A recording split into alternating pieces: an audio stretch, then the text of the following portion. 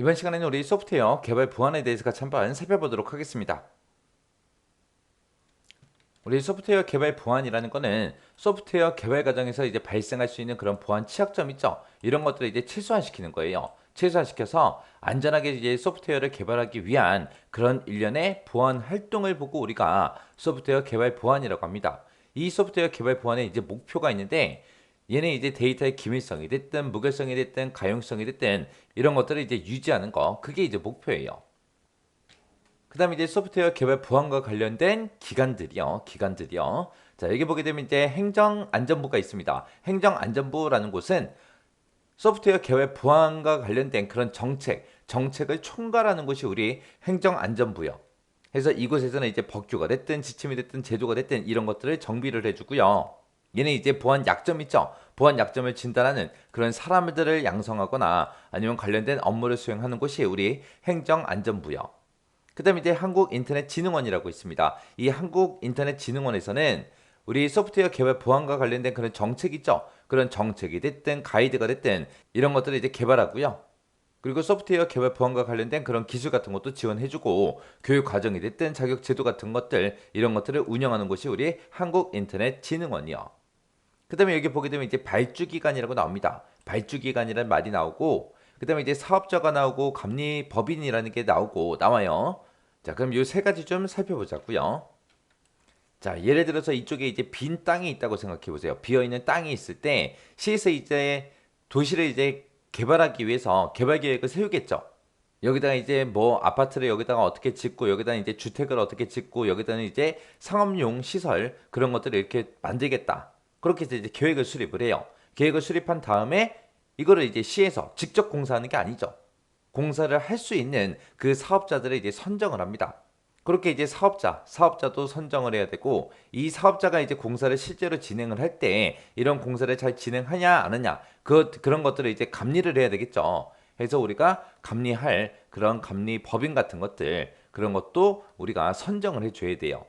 그러면 이 사업자가 이제 실제로 이제 이런 공사들을 진행하는 거고 이 감리 법인은 발주기관에서 이제 이 사업자들이 공사를 제대로 하고 있는지 안 하고 있는지 그거를 진단해 주세요. 그렇게 하게 되면 이제 이 감리법인이 이곳에 가서 이제 공사를 잘 하고 있나 안 하고 있나 그걸 이제 감리를 하는 거예요. 자, 발주기관이요. 발주기관은 소프트웨어 개발 보안과 관련돼서 계획을 전부 다 수립을 합니다. 계획을 수립하고 소프트웨어 개발 보안을 진행을 해야 되겠죠. 그때 이제 사업자도 선정하고요. 감리법인도 이 발주기관에서 전부 다 이제 선정을 해요. 그렇게 이제 발주기관이 사업자하고 이제 감리법인을 이제 선정을 하게 되면 그 사업자가 정상적으로 잘 개발하고 있냐 안 하고 있냐 그런 것들을 이제 감리하는 그 감리법인은 감리 계획을 이제 수립을 해야 돼요. 감리 계획을 이제 수립하고 이제 협의를 해야 되겠죠. 그리고 나서 이제 이 사업자가 뭔가 이제 개발을 하고 있을 때 이 감리법인에서 개발을 잘 하고 있냐 안 하고 있냐 그런 것들을 이제 감리를 하겠죠. 그때 이제 보안 취약점, 약점이 만약에 생겼어요. 약점이 생겼으면 이런 약점이 생겼으니까 이거를 제거해라. 그렇게 이제 사업자한테 얘기를 할 거예요. 그러면 이 사업자는 당연히 그거를 제거해야 되겠죠. 그래서 보안 약점과 관련돼서 그런 보안 약점을 제거했는지 안 했는지 그런 것도 우리가 확인을 해야 되고요. 거기에 따른 이제 조치 결과도 있을 거 아니에요. 그런 것들도 이제 확인하는 거. 그게 이제 감리법인이요. 이 사업자는 실제로 이제 개발하는 거죠. 그래서 맨 처음에 이제 개발을 시작하기 전에 보안과 관련된 그런 기술 수준이 됐든 적용 계획이 됐든 이런 것들을 이제 명시를 해야 되고요. 보안과 관련된 그런 인력에 대해서 이제 교육도 실시를 해줘야 됩니다. 그리고 우리 한국인터넷진흥원에서 보안 정책도 개발하고 가이드도 개발한다 했어요. 그런 보안 가이드를 이제 참조해서 이제 실제로 이제 개발을 진행하는 겁니다. 그리고 나서 이제 개발을 했다고 해서 끝나는 게 아니라 개발을 하면서 이제 자체적으로 보안 약점이 있는지 없는지 그런 것도 진단하고 만약에 보안 약점이 있다 그랬을 때는 바로바로 제거도 해야 되겠죠. 그리고 감리법인에서 보안 약점을 만약에 발견을 했을 때 그것과 이제 관련해서 이제 시정 조치를 내릴 거예요. 그러면 그런 시정 요구 사항을 이행을 해야죠.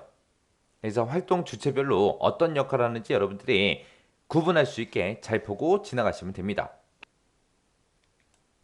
그 다음에 이제 소프트웨어 개발 직무별 보안 활동이요. 각각의 이제 직무별로 어떤 이제 활동을 해야 되는지 그걸 이제 정해 놓은 거예요. 여기 보게 되면 이제 프로젝트 관리자도 있고요. 요구사항 분석가도 있고, 그 다음에 아키텍트라는 것도 있고요.